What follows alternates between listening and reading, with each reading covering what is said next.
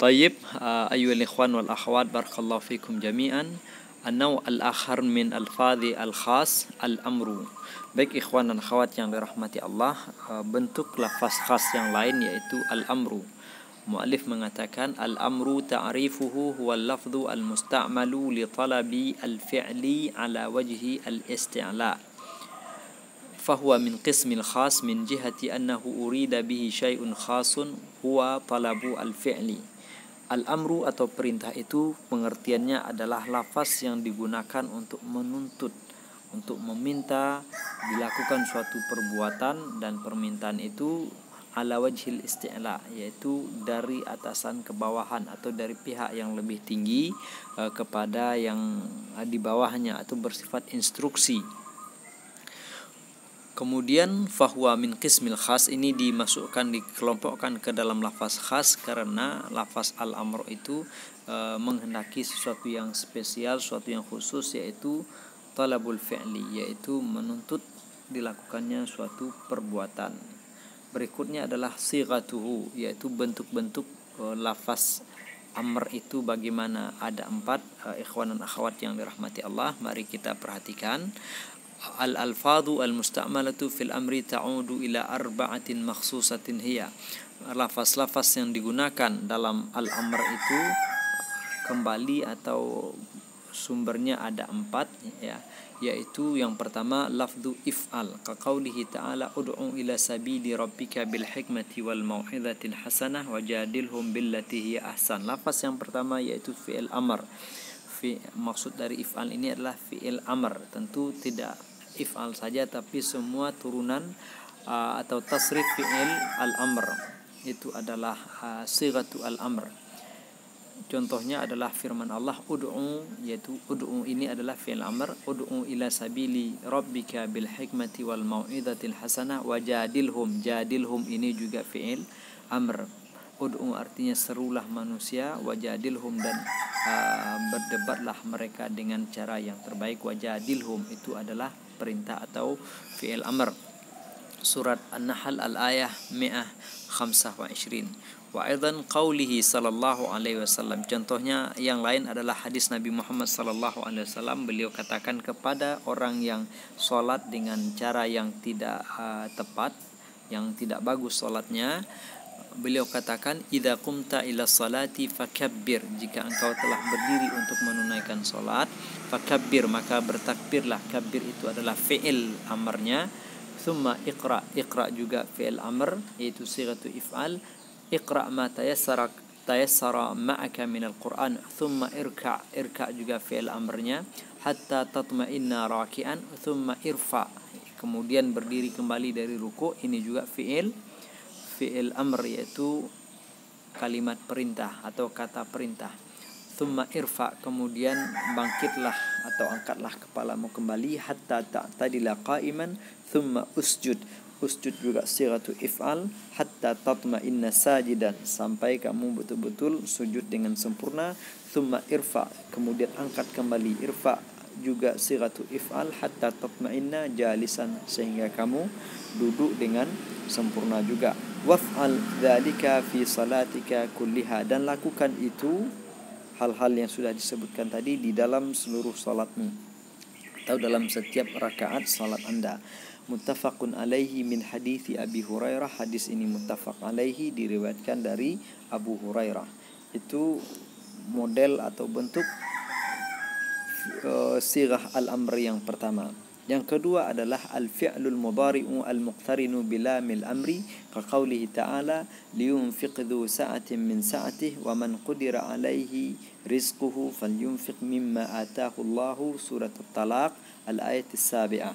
Yang kedua adalah fi'il amr, fi'il mudhari'. Kalau tadi yang pertama jelas fi'il amr, yang kedua ini adalah fi'il mudhari', tetapi fi'il mudhari' ini diawali atau disertai dengan lam al-amr, lam dengan makna perintah, ya. Lam yang menjadikan fi'il mudhari' itu memiliki makna perintah, seperti firman Allah liyunfiq, hendaklah dzu sa'atin, orang yang memiliki harta, yang kelapangan harta itu dia harus menginfakkan, ya, hartanya. Wa man qudira alaihi rizquhu, falyunfiq mimma atahu Allahu. Kemudian orang yang tidak berkelapangan atau tidak banyak hartanya, ya orang yang berkesusahan hidupnya, dia juga harus menginfakkan atau mengeluarkan uang untuk menafkahi istrinya itu, ya sebagaimana yang Allah berikan, ya secukup apa yang Allah berikan kepadanya menurut kemampuan masing-masing. Wa qaulihi sallallahu alaihi wasallam. Kemudian contoh yang lain adalah ar-rajulu ala dini khalilihi falyanzur ahadukum min man yukhalil. Rasulullah katakan seseorang itu ya akan berada di atas agama khalilnya, yaitu sahabat karibnya, sahabat dekatnya. Oleh karena itu kata beliau falyanzur. Yanzuru itu adalah fi'il mudhari', kemudian ditambah atau disertai dengan lamul amr di awalnya, fal yanzur, sehingga fi'il mudhari' itu disukunkan atau dijazamkan seperti di atas tadi dalam ayat liyunfiq. Kemudian fal yunfiq asalnya adalah yunfiqu, kemudian karena ada lamul amr dijazamkan menjadi liyunfiq. Jayid. Nah demikian juga di dalam hadis ini fi'il mudhari'nya yanzuru, kemudian ketika dimasuki oleh lam al-amr menjadi majzum, falyanzur. Haditsun hasanun akhrajahu Tirmidzi min hadithi Abi Hurairah radhiyallahu anhu. Demikian bentuk kedua dari sighatul amri, yaitu fi'il mudhari' yang diiringi dengan atau diawali dengan lam al-amr. Kemudian sighatu al-amr yang ketiga adalah ismu fi'lil amri, isim fi'il amr. Ini tentu kita perlu merujuk atau menguasai ilmu nahwu yang berkenaan dengan istilah-istilah ini. Dia adalah isim tetapi fungsinya sama dengan fi'il amr. Ismu fi'lil amri ka qawlihi ta'ala ya ayyuhalladzina amanu alaikum anfusakum la yadurrukum man dhalla idza tadaitum. Wahai orang-orang yang beriman, alaikum ini kalau kita lihat terdiri dari ala itu adalah huruf jar, kemudian kum adalah isim dhamir, tetapi ketika menjadi satu kesatuan dia sudah tidak disebut lagi huruf jar tapi disebut dengan isim fi'il amr, karena berisi maknanya menunjukkan suatu kewajiban, artinya wajib atas kalian, begitu. Kewajiban kalian, wajib kalian harus lakukan, kalian harus memperhatikan diri kalian sendiri. Nah, seperti itu harus menjaga diri ketika kita beriman, kemudian banyak orang yang mencoba mencelakai kita karena keimanan kita itu, maka tetaplah menjaga diri kalian di atas keimanan, karena orang-orang yang sesat itu ya tidak akan mencelakakan kita selama kita tetap berada di jalan hidayah. Nah, itu perintah dari Allah, wahai orang-orang yang beriman, alaikum anfusakum, wajib bagi kalian atau wajib atas kalian untuk melindungi diri kalian, dan tidak ada yang akan memberi mudarat. La yadurrukum man dhalla, tidak ada di antara orang-orang yang sesat itu yang akan mendatangkan mudarat kepada kalian apabila kalian berpegang teguh dengan hidayah Allah Subhanahu wa taala. Alaikum disebut dengan isim fi'il al-amri, dan pembahasan lebih rinci itu harus merujuk atau sebaiknya merujuk ke kitab-kitab nahwu. Kemudian juga perkataan Rasulullah sallallahu alaihi wasallam kepada Aisyah radhiyallahu anha, mah. Ya, mah itu adalah isim fi'il amri, artinya cukup atau diam wahai Aisyah. Mah ya Aisyah, fa innallaha la yuhibbul fuhsya wat tafahhush. Sesungguhnya Allah tidak menyukai al-fuhsh, itu adalah perbuatan atau perkataan keji. At-tafahhush mengatakan hal-hal yang keji, hal-hal yang tidak baik. Rawahu Muslim.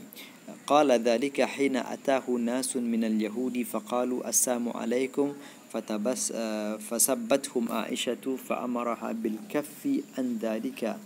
Yaitu Rasulullah sallallahu alaihi wasallam mengatakan ini kepada Aisyah tatkala ada sekelompok orang atau sejumlah orang dari orang-orang Yahudi, mereka berkata assalamualaikum. Itu artinya kecelakaan atas engkau. Mereka plesetkan assalamualaikum. Kemudian Aisyah pun membalas mereka, mencela mereka lagi. Oleh karena itu Rasulullah sallallahu alaihi wasallam memerintahkan beliau untuk menahan diri, untuk tidak membalas yang dilakukan oleh orang-orang Yahudi itu, untuk tidak mengatakan hal-hal yang tidak baik juga seperti yang mereka lakukan. Jangan dilakukan seperti itu. Kemudian contohnya lagi, isim fi'il amri itu adalah iyyakum wa dhulma fa inna dhulma dhulumatun yaumal qiyamati wa iyyakum wal fuhsya fa innallaha la yuhibbul fuhsya wa la tafahhush wa iyyakum wasyuhha fa innahu ahlaka man kana qablakum amarahum bil qati'ati faqata'u wal bukhli fabakhilu wa bil fujuri fafajaru. Haditsun sahihun akhrajahu Ahmad wa ghairuhu bisanadin sahih. Contoh lainnya adalah iyyakum. Iyyakum apabila alaikum artinya itu mewajibkan kita melakukan sesuatu, ya kalian harus begini. Maka iyyakum itu artinya itu memerintahkan kita untuk menjauhi sesuatu. Iyyakum wa dhulma artinya jauhilah perbuatan zalim. Fa inna dhulma dhulumatun yaumal qiyamah, karena kezaliman itu akan mendatangkan kegelapan-kegelapan pada hari kiamat. Jadi yang menjadi topik kita adalah iyyakum. Iyyakum itu disebut dengan isim fi'il al-amr. Nah, dia bukan fi'il amr tapi berfungsi sebagai fi'il amr. Seperti kita katakan tadi, artinya adalah perintah untuk menjauhi sesuatu. Wa iyyakum wal fuhsya, demikian juga, dan jauhilah perbuatan fahish, yaitu perbuatan tidak senonoh, perkataan yang tidak senonoh. Fa innallaha la yuhibbul fuhsya wala at-tafahush, sesungguhnya Allah tidak menyukai perbuatan keji juga perkataan-perkataan keji. Wa iyyakum wasyuhha, dan jauhilah pula oleh kalian sikap kikir, ya, artinya kikir yang sangat berlebihan. Kebakhilan yang paling tinggi disebut dengan asyuhha. Fa innahu ahlaka man kana qablakum, karena syahih itu telah mencelakakan orang-orang sebelum kalian. Amarahum bil qati'ati faqata'u, kekikiran, kepelitan mereka itu memerintahkan mereka, memotivasi mereka untuk memutuskan silaturahim, lalu mereka lakukan karena takut, karena rasa pelitnya tadi. Kemudian memerintahkan mereka untuk berbuat kikir, lalu mereka berbuat kikir. Memerintahkan mereka atau mendorong mereka untuk berbuat dosa, lalu mereka berbuat dosa. Itu berawal dari asyuh tadi. Oleh karena itu jauhi, kata Rasulullah sallallahu alaihi wasallam. Itu adalah hadis sahih, disampaikan atau diriwayatkan oleh Imam Ahmad dan imam-imam yang lain dengan sanad yang sahih. Kemudian yang keempat atau yang terakhir, bentuk sighat al-amr itu adalah al-masdar an-naib an fi'lil amri. Masdar tetapi dia menggantikan fi'il al-amr. Ada fi'il amr yang dihadzafkan, kemudian yang disebutkan hanya masdarnya saja, seperti firman Allah, fa idza laqitumul ladzina kafaru fadarbar riqab. Apabila kalian berjumpa dengan orang-orang kafir, yaitu orang-orang kafir yang memerangi Rasulullah sallallahu alaihi wasallam ketika beliau di Mekah, fadar berriqab, maka idrib darbar riqab, maka penggalah leher atau kepala mereka. Artinya diperintahkan untuk memerangi orang-orang kafir itu. Fadar berriqab ini adalah kinayah untuk memerangi mereka. Ya, tidak. Fadar berriqab artinya yaitu bunuhlah mereka, perangilah mereka. Ya. Ini adalah kinayah untuk perintah untuk memerangi orang-orang kafir tersebut. Syahid kita adalah fadar. Darba itu adalah masdar, tetapi artinya di sini adalah al-amr, perintah untuk darbar riqab, pukullah atau ya penggalah leher mereka. Artinya Artinya di sini perintah untuk berperang. Kemudian wa an Abi Hurairah radhiyallahu anhu qala Rasulullah sallallahu alaihi wasallam lan yunjiya ahadan minkum amaluhu qalu wala anta ya Rasulullah wala ana illa an yataghammadani Allahu birahmatin saddidu wa qaribu waghdu wa ruhu wa syai'un min ad-duljati wal qasta tablughu muttafaqun alaihi wal lafdhu lil Bukhari. Hadis Rasulullah sallallahu alaihi wasallam dari Abu Hurairah radhiyallahu anhu, beliau berkata, Rasulullah bersabda, tidak seorang pun di antara kalian tidak akan diselamatkan seorang pun di antara kalian oleh amal perbuatannya, oleh amal solehnya. Sahabat-sahabat pun berkata, demikian juga dengan Anda ya Rasulullah. Beliau menjawab, demikian juga saya juga tidak akan diselamatkan oleh amal saya kecuali jika Allah memberikan rahmatnya kepada saya, kecuali dengan kasih sayang Allah Subhanahu wa taala. Jadi amal saja tidak cukup, tapi itu juga harus disertai oleh rahmat Allah Subhanahu wa taala. Saddidu wa qaribu itu artinya upayakanlah sesuatu yang benar, atau beradalah menurut tafsiran lain selalulah berada di pertengahan, jangan berlebih-lebihan dan jangan terlalu menyepelekan, atau dalam makna lain iqsudu as-sawaba, berupayalah untuk senantiasa berada di jalan yang benar, melakukan ibadah dengan cara yang benar. Wa qaribu, atau paling tidak yang mendekati itu. Artinya di sini adalah berusaha selalu berada di jalan yang lurus dan berada pada dimensi pertengahan, karena hal itulah yang terbaik. Waghdu wa ruhu. Waghdu itu artinya perintah pergi di waktu pagi, ar-ruhu itu pergi di waktu sore. Nah, artinya beramallah di pagi hari dan di waktu sore, atau yang awal-awal, maksudnya hudu itu awal siang, di subuh hari, di pagi hari. Kemudian waruhu itu di petang hari, kemudian menjelang maghrib. Nah, begitu dia. Wa syai'un minad duljah, dan perhatikan, dan syai'un sedikit atau sesuatu dari malam hari, maksudnya ini menjelang subuh ya. Malam menjelang subuh itu disebut dengan duljah, tapi Rasulullah katakan untuk meringankan kepada kita, wa syai'un minad duljah, sesuatu atau sedikit dari ad-duljah itu. Wal qasda al-qasda. Nah, ini yang menjadi pembahasan kita. Al-qasda ini adalah masdar, tetapi dalam hadis ini masdar tersebut berfungsi sebagai fi'il amr, disebut dengan al-masdar an-naib an fi'lil amri, masdar yang menggantikan fi'il amr. Al-qasda tablughu, yaitu beradalah di dimensi pertengahan, sederhanalah, insyaallah kalian akan sampai pada tujuan. Al-qasda itu artinya tidak berlebih-lebihan dan juga tidak menyepelekan sesuatu, tidak melalaikan.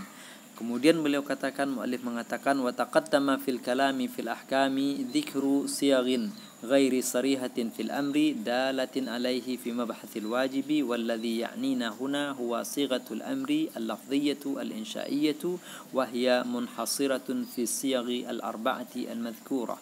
Telah kita sebutkan di dalam pembicaraan tentang al-ahkam, yaitu bagian awal kitab ini, al-ahkam asy-syar'iyyah, disebutkan bentuk-bentuk lain dari sighatul amr, tetapi disebut ghairu sarih, yaitu kinayah. Dia tidak disebut sighatul amri, tetapi dimaknai dengan al-amr. Maksudnya semua sighat-sighat itu menunjukkan, memfaedahkan hukum wajib. Nah, akan tetapi bukan itu yang kita bahas di sini. Kita tidak berbicara tentang hukum wajibnya, tetapi berbicara tentang lafaz al-amr, yaitu kata-kata yang dalam bahasa Arab digunakan sebagai al-amr, yaitu menunjukkan perintah. Walladhi ya'nina huna huwa sighatul amri al-lafdhiyah al-insya'iyah. Inilah yang kita maksud, bahwa yang kita maksud dalam bab ini adalah lafaz al-amr yang bersifat insya'iyah. Ini nanti kajiannya dalam ilmu balaghah. Wa hiya munhasiratun fi sighati al-arba' al-madhkurah, dan lafaz amr insya'iyah itu terbatas pada 4 bentuk yang telah kita sebutkan di atas.